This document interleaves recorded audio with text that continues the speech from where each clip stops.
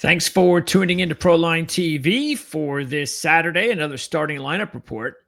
Matter of fact, this will be our last regular season starting lineup report for a Saturday.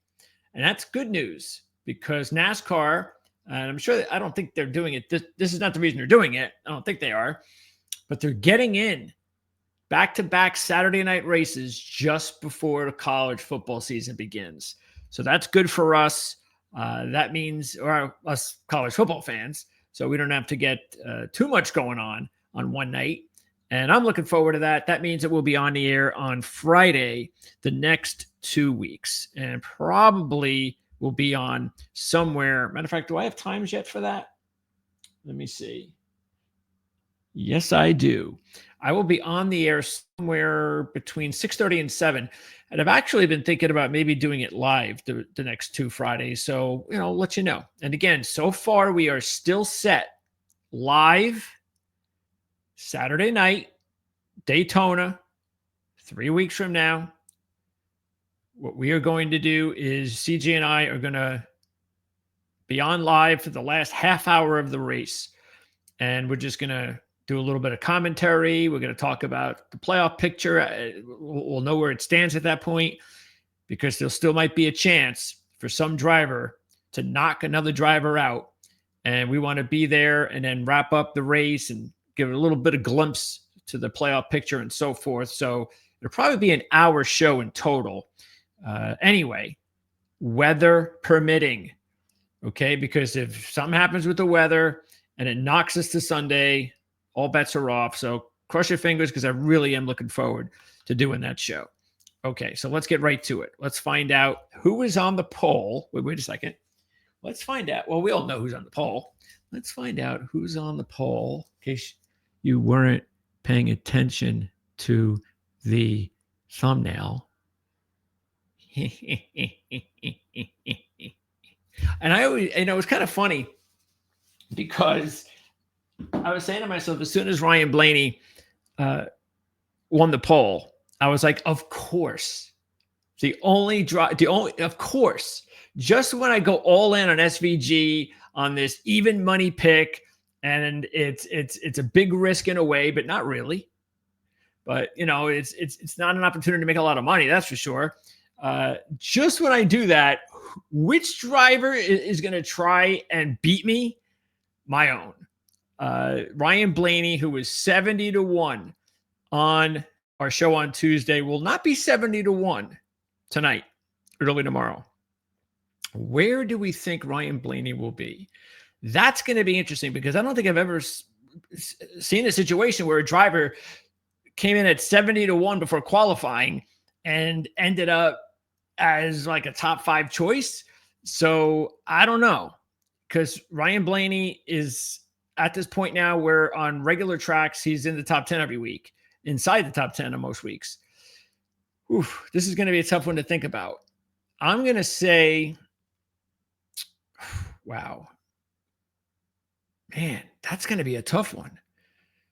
I don't think they can give him 20-1 even. So I think they're going to give him somewhere between 10 and 15-1. That'll be my mark. Yeah. Because, you even talked to Ryan Blaney afterwards, and you could tell, which, by the way, wouldn't surprise me if it was 20-1, 30-1 still, which it should be, because even Ryan kind of commented on it. It's like, even though he's not the worst road driver out there, he knows he's not on SVG's level.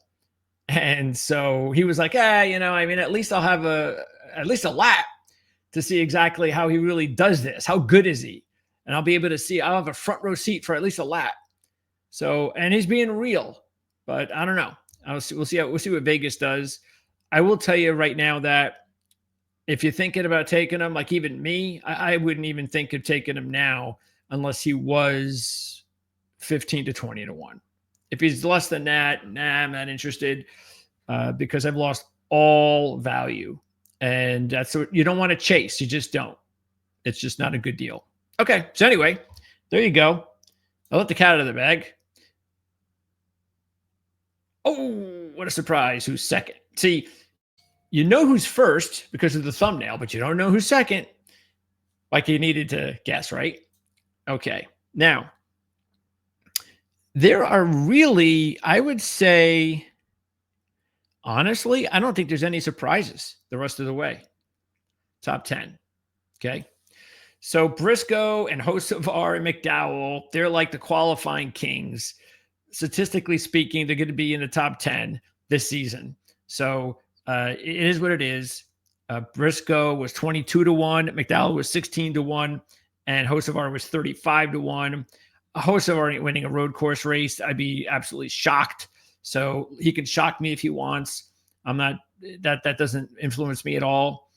McDowell, I'm still not going to pick McDowell, but obviously he has to be in play because of the fact that he's a good road racer, as we saw in Chicago, until once again his equipment let him down.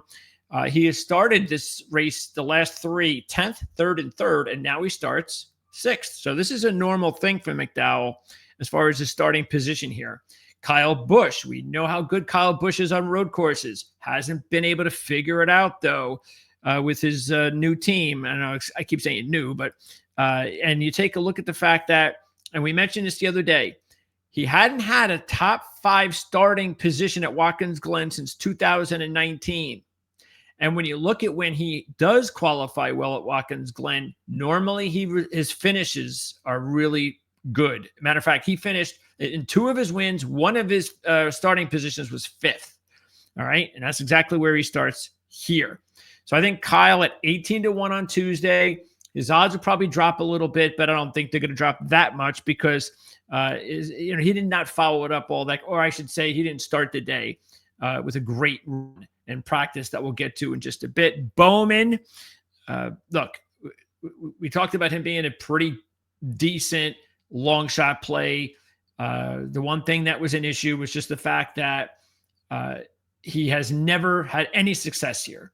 But I pointed out what he did last year, that he started 4th, and the gamble was to go for the points. Remember, this was a playoff race last year. So they gambled to stay out, get the points in the first stage, and he was never able to get back in position. Okay, so what does he want to do here? I think he wants the points, which is, again, another reason why I was like, well, yeah, he might just do the same thing he did last year. That is entirely possible. But the good thing is you were still getting 35-1. I think it was 35-1. Yes, 30-1. I'm not so sure those odds are going to drop much. So I still think he's going to be a solid play. So if you're getting 20, 25, 30-1 on Bowman, hey, he's a long shot. Why not? He's driving a Chevy. And we'll get to that in just a second.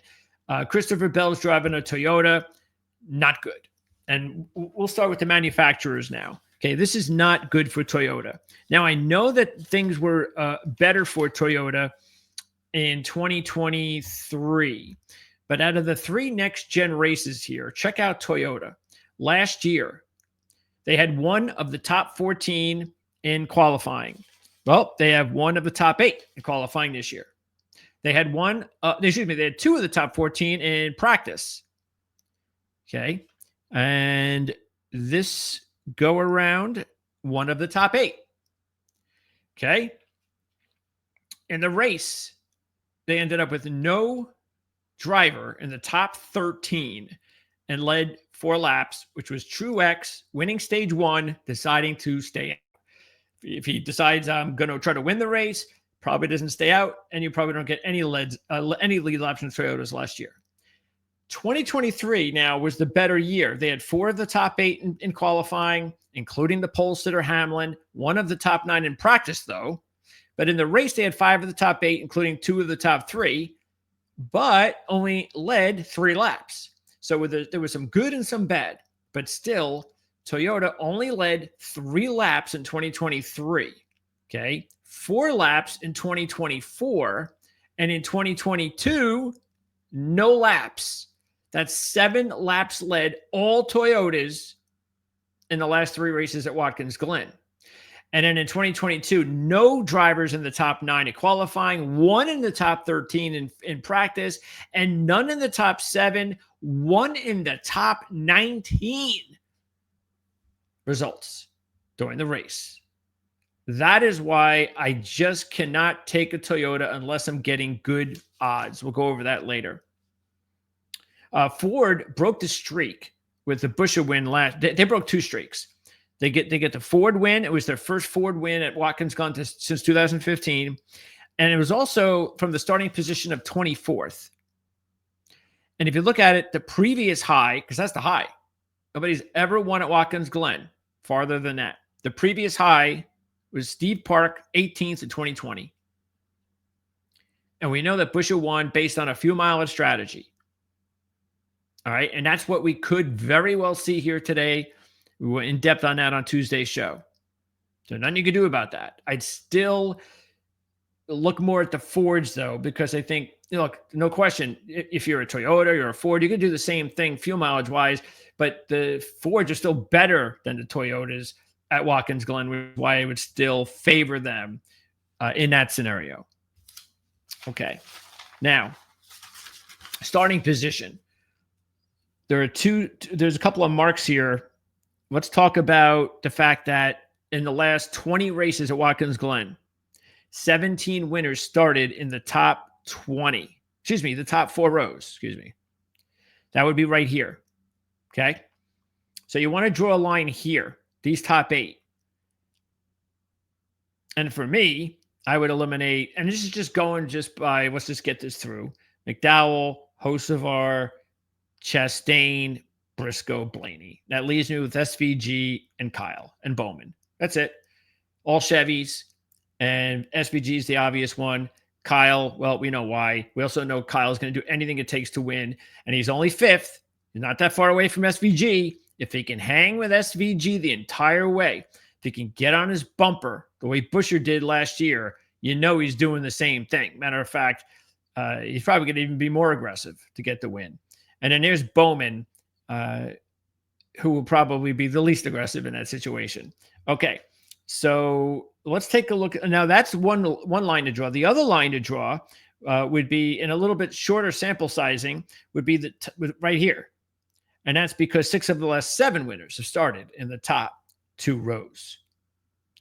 And if I had to pick a second driver out of these top 4, that'd be tough because I really prefer Briscoe out of the 4, everything being even. But it's a Toyota, so I'd probably go Chastain. All right. Let's go through the rest of the qualifying numbers here. And there you go. Logano with a pretty decent start. So is Buescher. Gibbs, that's okay, but that's not where you want to be at Watkins Glen if you need a win, and Gibbs needs a win. Keselowski's one of my long shot picks, so I'm happy. 16th, I'm fine with that. That's a disappointing starting run for Elliott, for Reddick. There's my other long shot, Hamlin. Not happy about that at all. Haley, we'll get into him later. Connor Zilich, Mr. 4-1, will be starting 25th. So unless he goes out there and breaks the new record, imagine that, 24th and 25th, winning at Watkins Glen the last 2 races. I'm not so sure about that. And then there's Larson, 27, after a solid run in practice. Not good for Kyle Larson. We'll get to him too in just a bit. Otherwise, yeah, nobody really good far back. Larson is actually the farthest driver, the most notable driver, the farthest back at 27th. All right, now let's get to practice. So this is what started the day. Where am I? Okay, here we go. This is what started the day. Okay. So Justin Haley, I got to tell you, we've talked about this team now a little bit in the last several weeks, and they have made some nice strides. So Haley, the fastest in practice. I don't know if we really, I mean, look, you'd much rather Watkins Glen be faster on qualifying. This is just not one of those races where you care more about practice than qualifying. You just don't. So look, it's still nice to see. And there's McDowell again. Buescher, that was a big improvement from his mark at 12th just to qualify. So that's not bad. Of course, they were expecting better results considering the 3rd place start in practice.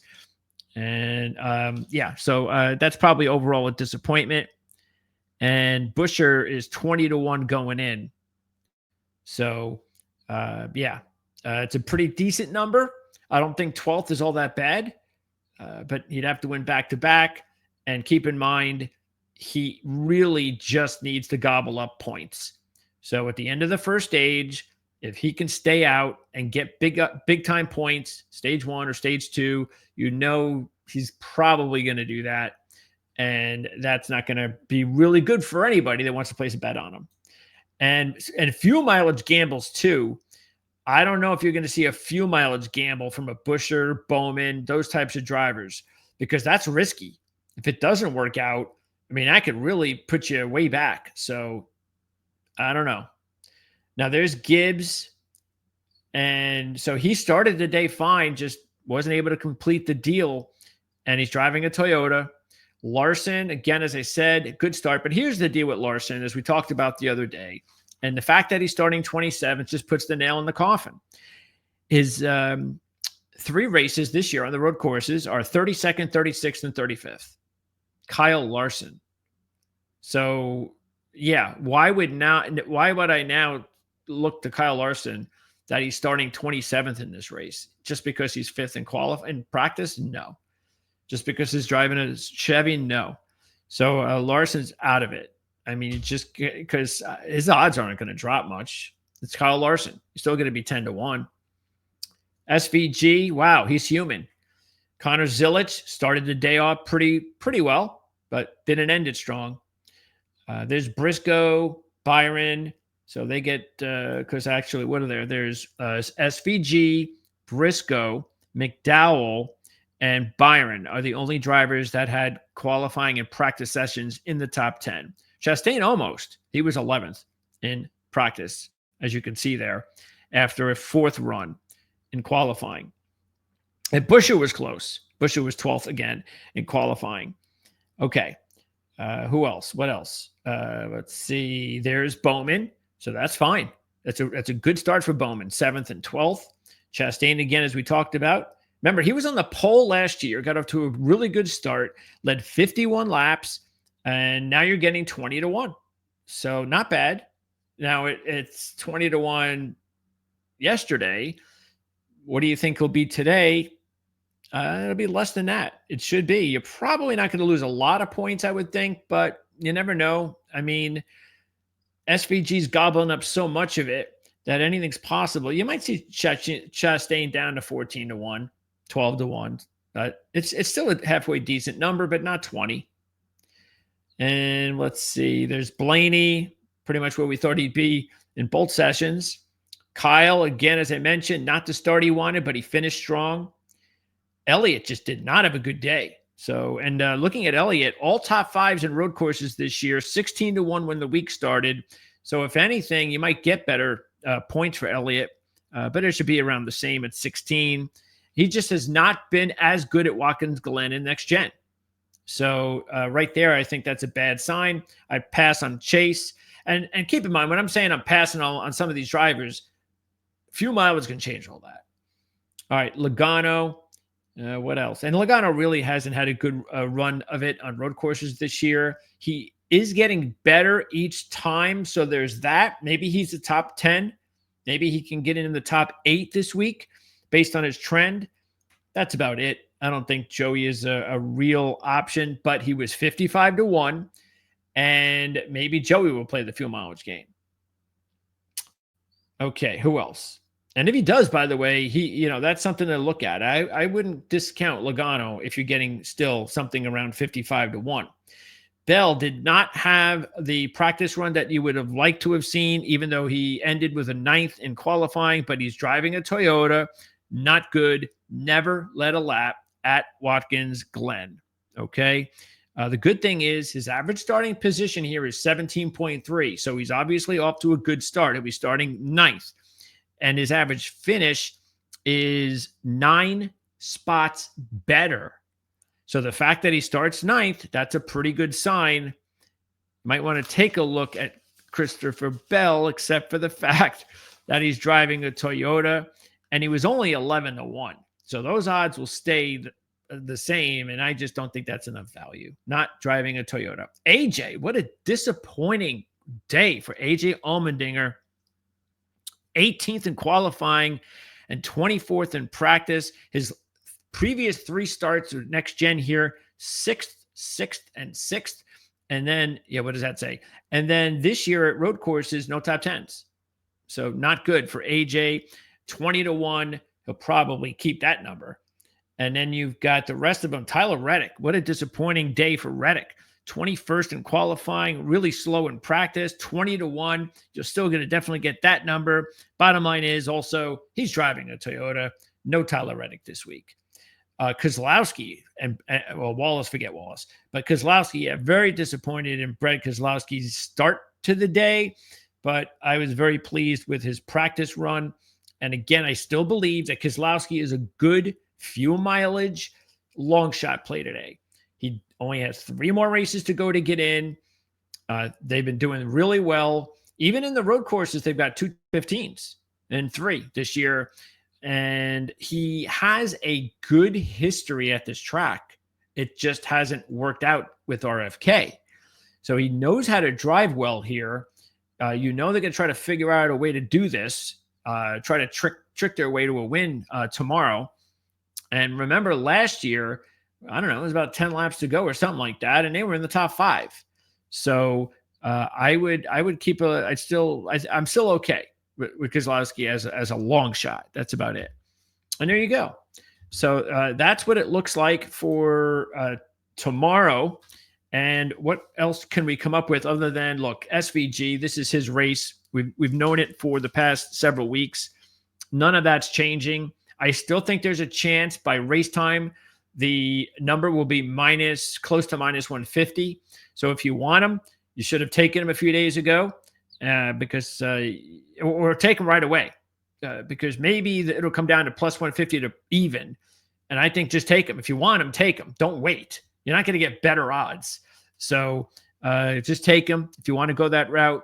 And then take a few long shots like I did. I just you can't go into this weekend, especially since it's a road course, and kill your capital. What I mean by that is because you have to put up big money on SVG to make big money. So when you do that, you can't just go to a 10-1 shot or a 12-1 shot because you need better odds to make up the difference if SVG loses, obviously. Because if he doesn't win and you put a good amount of money down on him, well, you need something to kick back with. So you need a good number. And that's why out of the drivers that have good numbers, well, look, obviously I'm going to take Blaney just because of the fact that, no, not because he's my favorite driver, but just because, hey, I just said it about Logano, same thing about Blaney. If they have to few mileage their way to victory, they can do that. And he's in a really good position.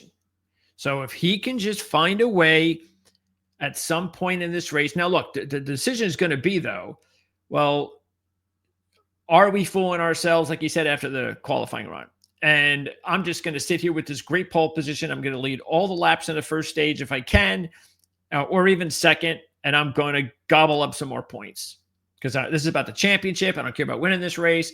I'm not winning this race, so I'm just going to do that. And he could do that. That's definitely a possibility, and you could see it out there. But you're going to get a good number because he was 70-1. Other drivers I would look at with bigger numbers, if you can still get close to 20-1 on Chastain, that's not bad. Same thing with Kyle, who was 18. But once they come down to 14, 12, anything less than 14, I'm not interested. Again, taking SVG into the equation. Bowman, definitely interested in a 35-1. Who else has a good number? Logano, I think that's okay. Busher should be good. Because as long as he's 20-1, because again, I'm still worried about him not really trying to win the race, just trying to gobble up points. Gibbs, I might think about it. He was 25-1. It's not a bad number. And I know he's driving a Toyota, but he had a good practice run. 14th is not the worst starting position. Probably wouldn't do it because he's a Toyota. But if you want to do it, it's okay. Let's see. And really, there's no one else except I'd probably, maybe I'd throw a buck on Haley. He was a big number. So he's still going to, I still think you'll probably get 100-1 on Haley. Because remember that first practice, that number was practice, wasn't So I don't think Vegas is going to kill your odds because of that. Yeah, and Hamlin. Now, I would not take Hamlin now. I took him on Tuesday. I wouldn't take him now. I gambled on him on Tuesday, gambling that he'd have a good practice, a qualifying run, and he had neither. So I don't like him now, okay? Because if he's not going to qualify well or practice well, then sure, maybe they could trick their way in. That's possible, but I needed to see Hamlin in the top 5, somewhere in the top 10 at the least in qualifying or practice. And I got neither, so I wouldn't take him now. All right. So there you go. And Chevy is still, without a doubt, the king of the hill here. So, you can always rest on that. If you just want to take Chevys, you got SVG, obviously, but taking a look at other drivers at Chevys, Chastain, Kyle Busch, Bowman, and I think that's it. That's it for Chevys. Yep, those 3. Unless you want to throw a buck on Haley, that's about it. Now, if we're going to take SVG out of the equation, and let's say you're somebody that believes he just can't keep winning all these races, some bad luck will happen. You'll see someone will few mileage their way. Something's going to happen. And if you believe in that, then but okay, let's say you believe in that, but you're still not going to buy into the Toyota deal. Well, then the drivers I just talked about would be the same drivers. I mean, I'm in the same boat. I don't really change my mind there, but I guess let's look at it this way. If we're going to include Toyotas, let's say we're going to say SVG is not going to, something's going to happen. But I'm gonna go with the Toyota here because I'm getting good money on Toyotas because of the fact that they're not good here. Then I would look at 2 drivers only, Briscoe and Gibbs. That's it. Those would be the only 2 Toyotas I'd look at. And I'd be hoping I could still get somewhere close to 22-1 on Briscoe. Because I'd be, because Briscoe his odds could drop to like 14-1 or something like that because of his starting position and his practice run as well. There you go. That's going to do it. So all I can say is, again, I think this is one of those races, and we say this every year. There's always going to be 2 to 3 races a year where we're going to take drivers that are around 3-1 in that range. It's just one of those weeks, and we're going to go with it, but it's not very often. Well, we decided that this was the best because you know what? It is. It's sort of like when Scotty Scheffler was leading the British Open heading into the weekend, his odds were about even, something like that. And I thought that was like easy money because because when you get a star athlete, star player who's in his zone like he had been this year, and now he's got the lead going into the weekend, come on, man. I mean, who cares if he's even money? At least you're not having to give up minus. Nothing to have to worry about with the VIG too much. Same thing with SVG. He's just in this zone right now. And if you're ever going to go down this road and you have to put up big money to make big money, then this is the week to do it. So you can take all that information, do what you will with it. And I hope you have the best of luck with the race tomorrow. Don't forget to subscribe. That is really important. If you've never subscribed before, it may not seem like it, but it is. It really is important. If you enjoy our videos, including these ones, obviously, then hey, subscribing is the best way to support the channel. Also, hit that thumbs up like button. That's also very important. Subscribe, hit the like button. We really appreciate that. Look out for, in this video, you can see it right now. We have links in the description for CJ's NASCAR DFS report from rotowire.com. And Kevin has his picks. His video is up. I think he's got like a 5-minute or less video. That one is already available right here on the channel. So check that out too. And I think I'm going to be posting in the morning.